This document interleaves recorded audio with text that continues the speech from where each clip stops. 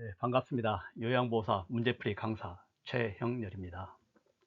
전편에 이어서 4-2편 21번부터 40번까지 문제를 풀어 보겠습니다. 문제 21번입니다. 천식 발작을 유발할 수 있는 요인은 1. 폐포 팽창, 2. 기관지 확장, 3. 기침 반사 증가, 4. 흥분이나 스트레스, 5. 가습된 따뜻한 공기. 정답은 4번 흥분이나 스트레스가 되겠습니다. 보충 설명드리겠습니다. 감기, 비염 등과 같은 염증, 꽃가루, 진먼지, 진드기 등이 천식 발작을 유발할 수 있는 요인이 되는 것입니다. 문제 22번입니다. 노화에 따른 근골격계 변화로 옳은 것은 1. 골반이 좁아진다, 2. 추간판이 얇아진다, 3. 근긴장도가 증가한다, 4. 인대의 탄력성이 증가한다, 5. 허리의 피하지방이 감소한다. 정답은 2번 추간판이 얇아진다 입니다. 보충 설명 드리겠습니다. 1. 골반이 좁아진다는 어깨가 좁아지고 골반이 커진다 입니다. 3번 근긴장도가 증가한다는 아니고 근긴장도와 근육량이 저하됩니다. 4번 인대의 탄력성이 증가한다가 아니고 탄력을 이름에 따라 관절 운동이 제한됩니다. 5. 허리의 피하지방이 감소한다가 아니고 엉덩이와 허리의 피하지방은 증가합니다. 문제 23번입니다. 노화에 따른 여성 노인의 생식기계 변화로 옳은 것은 1. 난소 크기 증가, 2. 성교시 통증 증가, 3. 질의 길이 증가, 4. 질벽의 두께 증가, 5. 에스트로겐 분비 증가. 정답은 2번 성교시 통증 증가입니다. 보충 설명 드리겠습니다. 난소 크기가 증가하는 게 아니고 작아지고 기능도 감퇴합니다. 3번 4번 질벽의 두께가 증가하는 게 아니고 질벽이 얇아지고 탄력성이 적어지고 윤활작용이 감소합니다. 5번 에스트로겐 분비가 증가가 아니고 감소합니다. 문제 24번입니다. 노화로 인한 내분비계 변화로 옳은 것은 1. 기초대사율 감소, 2. 콜레스테롤 수치 감소, 3. 인슐린 분비량 증가, 4. 포도당 대사 능력 증가, 5. 갑상샘 호르몬 분비량 증가. 정답은 1번 기초대사율 감소가 됩니다. 보충 설명 드리겠습니다. 2번 콜레스테롤 수치 감소가 아니고 증가입니다. 3번 인슐린 분비량 증가가 아니고 감소입니다. 4번 포도당 대사 능력 증가가 아니고 감소입니다. 5번 갑상샘 호르몬 분비량 증가가 아니고 감소입니다. 문제 25번입니다. 당뇨병 대상자를 돕는 방법으로 옳은 것은 1. 발톱은 둥글게 자른다, 2. 간식으로 과일 주스를 제공한다, 3. 식사하고 30분 내지 1시간 뒤에 운동하게 한다, 4. 인슐린 주사약을 구강으로 복용하게 한다, 5. 활동량이 많은 날은 고혈당에 주의하게 한다. 정답은 3번 식사하고 30분 내지 1시간 뒤에 운동하게 한다 입니다. 보충 설명 드리겠습니다. 발톱은 둥글게 자른 게 아니고 일자로 자른다 입니다. 이 간식으로 과일 주스를 제공한 게 아니고 주스 등 단 음식과 술의 섭취를 제한해야 합니다. 4번 인슐린 주사약은 구강으로 복용하는 게 아니고 반드시 주사로 주입해야 합니다. 5번 활동량이 많은 날은 고혈당에 주의하게 하는 게 아니고 저혈당에 대비해야 합니다. 문제 26번입니다. 당뇨병 대상자의 팔관리 방법으로 옳은 것은 1. 발톱을 둥글게 자른다, 2. 티누는 손톱깎이로 잘라낸다. 3. 뜨거운 물은 자주 족욕을 한다. 4. 발가락이 노출되지 않게 양말을 신는다. 5. 발을 씻은 후 발가락 사이에 물기를 남겨 습기를 유지한다. 정답은 4번 발가락이 노출되지 않게 양발을 신는다 입니다. 보충 설명 드리겠습니다. 발톱은 일자로 자른다가 되겠습니다. 2번 티누는 손톱깎이로 잘라내는 게 아니고 당뇨가 있으면 병원에서 치료를 받아야 합니다. 3번 뜨거운 물로 자주 족욕을 한다가 아니고 차갑거나 뜨거운 것을 노출 금지하는 게 맞습니다. 5번 발을 씻은 후 발가락 사이에 물기를 남겨 습기를 유지하는 게 아니고 발 씻고 말리기, 발 건조 예방에 신경을 쓰셔야 합니다. 문제 27번입니다. 주의력 저하와 인지기능 장애가 수시간 내지 수일에 걸쳐 급격하게 발생하는 질환은 1. 우울증, 2. 치매, 3. 진압력, 4. 선망, 5. 망상. 정답은 4번 선망입니다.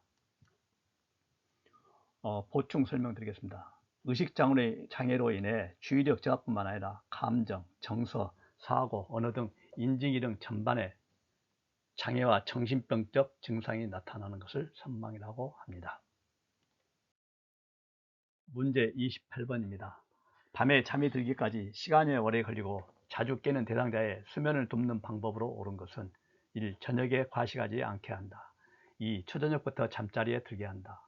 3. 밤에 땀 흘리는 운동을 하게 한다. 4. 저녁 식사 후 따뜻한 홍차를 제공한다. 5. 취침 전에 집중할 수 있는 놀이를 함께 한다.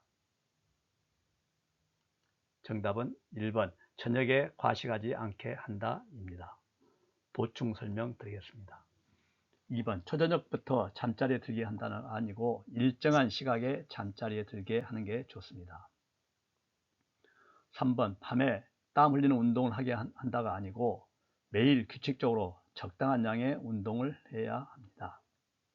4번 저녁 식사 후 따뜻한 홍차를 제공한다가 아니고 카페인이 함유된 음료를 줄이거나 오후에는 금지하는 게 좋습니다. 5번 취침 전에 집중할 수 있는 놀이를 함께 하는 게 아니고 지나치게 집중한 일을 하지 않는 게 좋습니다. 문제 29번입니다. 대상자의 성생활에 영향을 주는 요인에 관한 설명으로 옳은 것은 1. 전립선 절제술은 발기부전을 유발한다. 2. 항고혈압제 복용은 성적 욕구를 높인다. 3. 유방절제술은 성기능의 변화를 초래한다. 5. 과도한 알코올 섭취는 발기지연을 유발한다. 5. 뇌졸중 재발을 예방하기 위해 성생활을 금한다. 정답은 4번 과도한 알코올 섭취는 발기지연을 유발한다 입니다. 보충 설명 드리겠습니다. 전립선 절제술은 발기부전을 유발한다가 아니고 문제를 유발하지 않습니다. 2번 항고혈압제 복용은 성적 욕구를 높이는 게 아니고 강심제 등 문제를 유발할 수 있습니다. 3번 유방절제술은 성기능의 변화를 초래한 게 아니고 성기능 변화를 초래하지 않습니다. 5번 뇌졸중 재발을 예방하기 위해 성생활을 금한다가 아니고 성생활을 막을 필요가 없습니다. 문제 30번입니다. 65세 이상 노인에게 권장되는 예방 접종에 대해 대상자에게 바르게 설명한 것은 1. 폐렴 구균은 1, 2회 접종해야 한다. 2. 파상풍은 3년마다 접종해야 한다. 3. 백일에는 10년마다 접종해야 한다. 4. 대상포진은 매년 1회 접종해야 한다. 5. 인플루엔자는 1년에 2회 접종해야 한다. 정답은 1번 폐렴 구균은 1 내지 2회 접종해야 한다 입니다. 보충 설명 드리겠습니다. 파상풍은 3년마다 접종해야 한다가 아니고 50세 이후 10년마다 1회 접종하면 됩니다. 3번 100일에는 10년마다 접종해야 되는 게 아니고 50세 이후 1회만 접종하면 되겠습니다. 대상포진은 매년 1회 접종해야 한다가 아니고 60세 이후 1회만 접종하면 되겠습니다. 5번 인플루엔자는 1년에 2회 접종해야 한다 아니고 50세 이후 매년 1회 접종하는 게 좋습니다. 문제 31번입니다. 다음 상황에서 요양보호사가 나 전달법으로 반응한 것은 대상자 오늘 아침은 먹기 싫어서 안 먹었어. 요양보호사 어르신이 좋아하시는 청국장 찌개 있는데요. 대상자 점점점 요양보호사 무슨 말씀을 하셨게요? 1번 배가 고프지 않으세요? 2. 청국장 찌개에 실증 나셨어요? 3. 제가 가져온 고구마를 드릴게요. 4. 청국장 찌개는 건강에 좋은 음식이에요. 5. 식사를 안 하셨다니 마음이 안 좋네요. 정답은 5번 식사를 안 하셨다니 마음이 안 좋네요 입니다. 보충 설명 드리겠습니다. 나 전달법은 상대방을 비난하지 않고 상대방의 행동이 나에게 미친 영향에 초점을 맞추어 이야기하는 표현법입니다. 문제 32번입니다. 다음과 같은 방법으로 의사소통해야 하는 대상자는 어깨를 두드려 신호를 주어 이야기가 시작됨을 알린다. 밝은 방에서 입 모양을 보며 이야기한다. 몸짓, 얼굴 표정으로 의미 전달을 돕는다. 1. 시각장애 대상자 2. 진압력장애 대상자 3. 판단력장애 대상자 4. 노인성 난청 대상자 5. 언어장애 대상자 정답은 4번 노인성 난청 대상자입니다. 보충 설명 드리겠습니다. 난청 대상자와 소통 방법을 추가해서 말씀드리겠습니다. 입 모양으로 이야기를 알 수 있도록 입을 크게 벌려서 말하는 게 좋습니다. 말의 의미를 이해할 때까지 되풀이하고 이해했는지 확인하는 게 좋습니다. 말을 알아듣기 쉽도록 천천히 차분하게 이야기하는 게 좋습니다. 보청기를 착용할 때는 입력은 크게, 출력은 낮게 조절하는 게 필요합니다. 문제 33번입니다. 시각장애 대상자와 의사소통하는 방법으로 옳은 것은 1. 요양보호사를 중심으로 방향을 설명한다. 2. 촉각을 이용하여 사물에 대한 정보를 전달한다. 3. 대상자를 만나면 말보다 신체 접촉을 먼저 한다. 4. 이쪽 저쪽 등의 지시 대명사를 사용하여 대화한다. 5. 대상자와 마주보고 눈짓으로 신호를 주며 대화한다. 정답은 2번 촉각을 이용하여 사물에 대한 정보를 전달한다 입니다. 보충 설명 드리겠습니다. 요양보호사를 중심으로 방향 설명하는 게 아니고 대상자를 중심으로 정해야 합니다. 3번 대상자를 만나면 말보다 신체 접촉을 먼저 한다가 아니고 먼저 말을 건네야 합니다. 4번 이쪽 저쪽 등의 지시 대명사를 사용하여 대화한다가 아니고 시계 방향으로 설명하면 되겠습니다. 5번 대상자와 마주보고 눈짓으로 신호를 주며 대화한다. 이건 텔레파시 문제네요. 시각장애 대상자와 소통 방법을 추가하여 설명을 드리자면 대상자와 보행할 때에는 요양보호사가 반보 앞으로 나와 대상자의 팔을 끄는 듯한 자세가 좋습니다. 문제 34번입니다. 장기 요양기관에서 4대 회의를 하는 목적은 1. 전문직 간의 직무평가 2. 서비스 횟수와 비용의 결정 3. 대상자의 장기요양 인정 조사 4. 서비스 제공 계획의 타당성 검토 5. 가족에게 서비스 제공 계획 설명 정답은 4번 서비스 제공 계획의 타당성 검토입니다. 보충 설명 드리겠습니다. 사례의 목적, 추가 내용을 살펴보면 서비스의 질을 지속적으로 관리한다. 요양보호의 목표를 공유하여 서비스 질을 높인다. 직종들의 역할 분담을 명확히 한다가 되겠습니다. 35번 문제입니다. 경관영양 돕기의 기본 원칙으로 가장 적절한 것은 1. 유효기간이 지난 영양액은 끊어서 주입한다. 2. 대상자가 의식이 없어도 식사 시작과 끝을 알린다. 3. 영양액 주머니는 하루에 한 번 세척한다. 4. 비관이 새거나 영양액이 역류되면 비관을 즉시 뺀다. 5. 관이 막히지 않도록 영양액을 빠르게 주입한다. 정답은 2번 대상자가 의식이 없어도 식사 시작과 끝을 알린다 입니다. 보충 설명 드리겠습니다. 유효기간이 지난 영양액은 끊어서 주입한다가 아니고 유통기간 이내 것만 사용하면 됩니다. 3번 영양액 주머니는 하루에 한 번 세척한다가 아니고 매번 깨끗이 씻어서 말린 후 사용해야 합니다.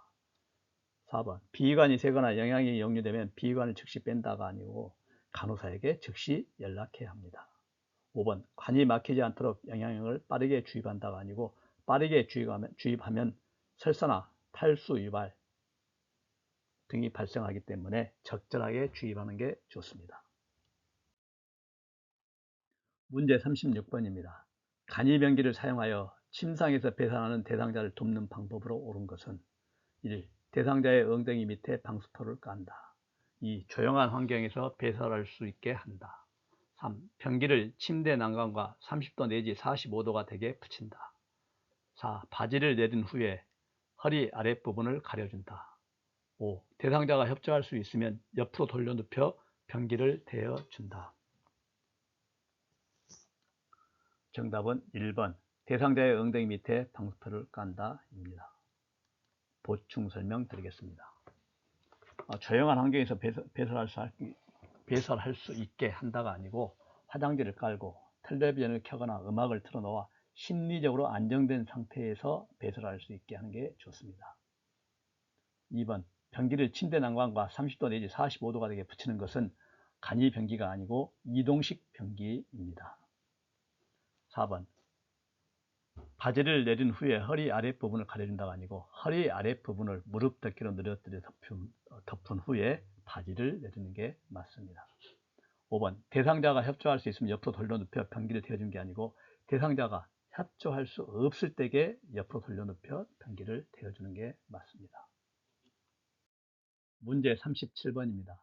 대상자의 의치 관리 시 전용 세제가 없을 시 가장 적절한 조치 방법은 1. 뜨거운 물에 삶아서 소독한다. 2. 깨끗한 휴지에 싸서 보관한다. 3. 취침 전에 의치를 세척하여 다시 끼워준다. 4. 주방 세제로 세척한다. 5. 전체 의치를 뺄 때에는 아래쪽을 먼저 빼준다.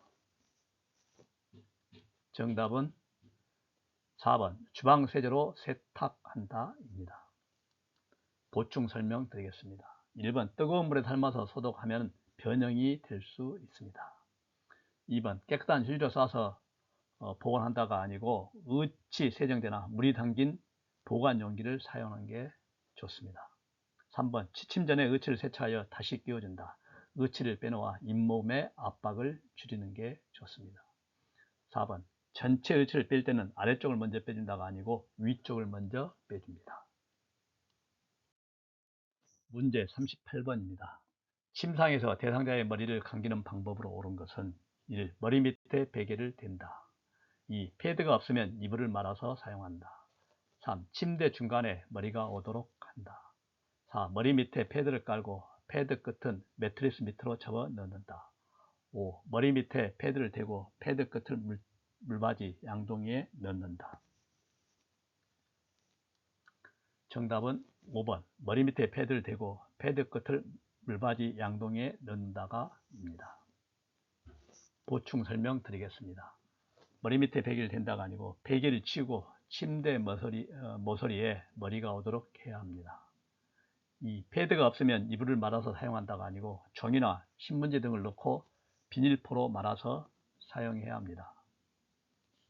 3.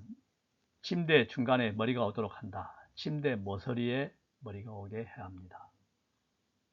4. 머리 밑에 패드를 깔고 패드 끝에 매트리스 밑에 접는 게 아니고 정답과 같이 머리 밑에 패드를 대고 패드 끝을 물바지 양동이에 넣는 게 맞습니다.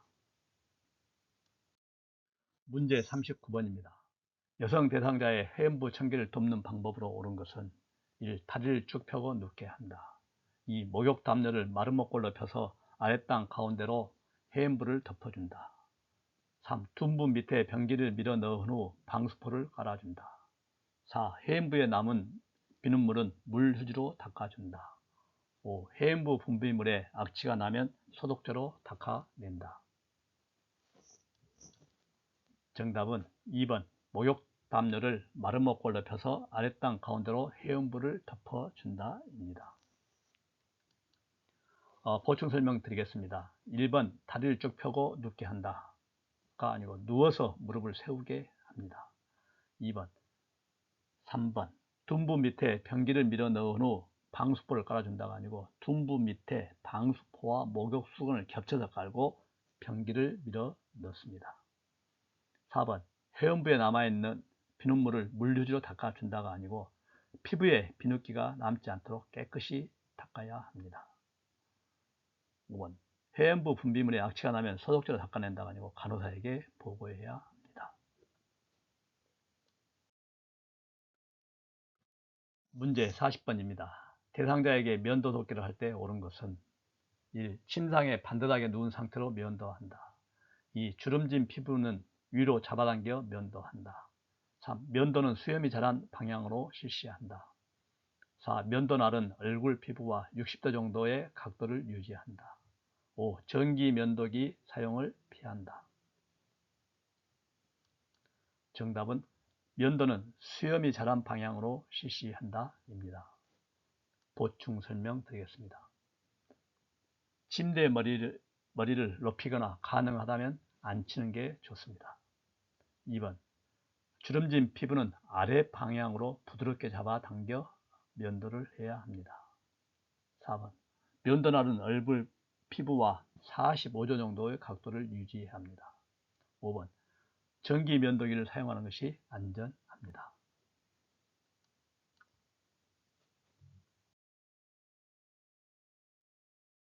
수고하셨습니다. 이 자료는 저와 함께 공부한 그린요양보다 교육원 168기 수료생들의 협조로 제작하였습니다. 감사의 말씀을 전합니다. 경청해 주셔서 감사합니다.